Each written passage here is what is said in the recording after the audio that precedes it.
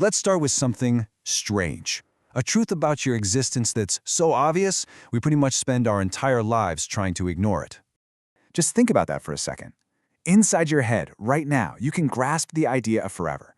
You can imagine distant galaxies, build entire worlds from scratch, feel love or sadness, things that have no physical shape. You're basically limitless in there. And yet, all of that boundless potential is somehow tethered to this biological machine, this fragile, kind of messy collection of cells that needs constant upkeep just to keep the lights on for one more day. So, what are you, really? Are you the ghost, or are you the machine? Is there even a line between the two? It's this uncomfortable, weird space between who we feel we are and what we actually are that we're going to explore. All right, so let's really dive into this disconnect, because it is a deep one. We live our lives as a mind, right? But we experience everything through a body. And, as you know, those two things don't always get along. On the one hand, you've got the you that you think of as yourself. Your ideas, your personality, your memories, it all feels so abstract, clean, maybe even like it could last forever. But then there's the other reality, the physical you, a very complex bundle of flesh and blood and this skeleton holding the whole thing up. And this machine, wow, it is just relentlessly needy. I mean, it leaks, it aches in places you didn't know you had, it's in a constant, slow state of decay. It's always demanding more fuel, it's fighting off invisible invaders, and every single day it forces your limitless consciousness into that temporary shutdown we call sleep. And for most of our lives, we actually do a pretty good job of ignoring all this. We kind of pretend we're just our minds, and this body is just a quiet vehicle we're driving around. But that whole illusion, it's paper thin. A sudden sickness, a bad cut, even just seeing your own blood can shatter it in a second and force you to face the raw biology that you are. You know, that feeling, that profound unease, that sudden, visceral horror at our own physicality, it actually has a name. It gets right to the heart of why we're so freaked out by the very stuff we're made of. The philosopher Julia Kristeva, she called it abjection.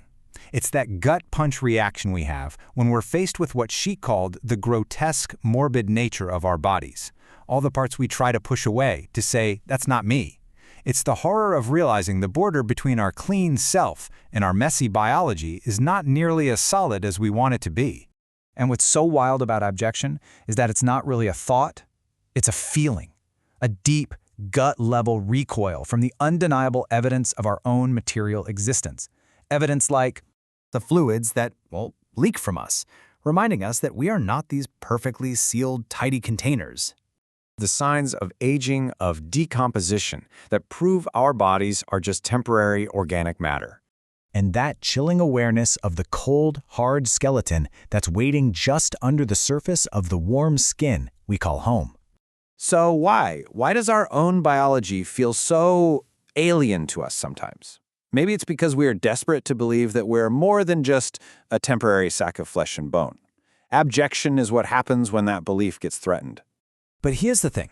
This whole unsettling truth, it doesn't have to end in horror. In fact, if you stick with it, acknowledging it can lead you somewhere totally unexpected. Somewhere that builds towards a very different conclusion. This is the heart of it. We can totally reframe this reality. Instead of seeing it as some personal, isolating horror story, we can start to see it for what it truly is, the one single thing that every human being shares. This gives us a kind of path away from that existential dread. It starts when you just acknowledge the messy, flawed reality of our bodies. Then you look around and you realize, wait a minute, every other person is in the exact same boat. And from that recognition, a really profound connection can grow, an empathy that's not based on our strengths, but on our shared mortal fragility. So, you see, the body that aches, that bleeds, that gets old and fails, it isn't a prison for your consciousness. It's on a curse you have to overcome. It's the common ground. It's the great equalizer. I mean, the richest person in history and the poorest person both share the same vulnerable biology. This shared condition, it cuts across all of time, all cultures, all the ways we divide ourselves.